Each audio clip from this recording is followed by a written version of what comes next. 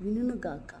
వింటున్న వారి యొక్క జీవితాలలో పరిశుద్ధాత్మ దేవుడు నిత్యం వేవేల దూతలతో పరివారుతోనూ ఆ యొక్క పరలోక రాజ్యములో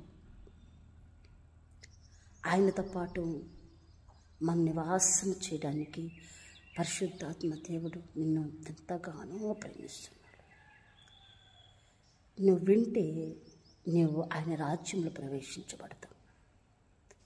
నువ్వు కానీ విన్నావనుకో నీలో పరిశుద్ధాత్మ దేవుడు నివాసం చేస్తాడు.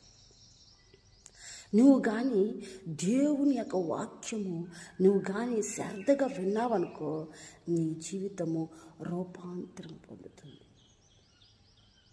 నువ్వు దేవుని యొక్క వాక్యము కానీ నువ్వు విన్నావనుకో నీలో ప్రత్యేకమైన కృప అభిషేకం నిన్ను ఆవరిస్తుంది.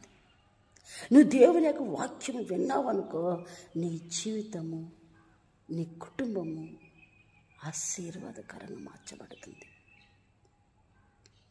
ఈ కడవరి దినాల్లో దేవాది దేవుడిని యేసయ్య నీతో మాట్లాడాలని ఆశపడుతున్నాడు. ఆయన చెవుగలవారు వినుగాక. వినాలి.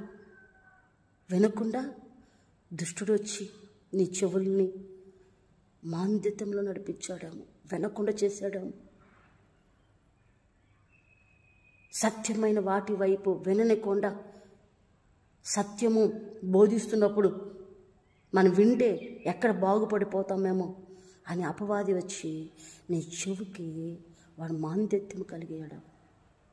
కానీ ఈ ఉదయకాల సమయమున నా ప్రభు ఏం మాట్లాడుతుందో తెలుసా? ఇదిగో చెవి గలవారు వినుగాక.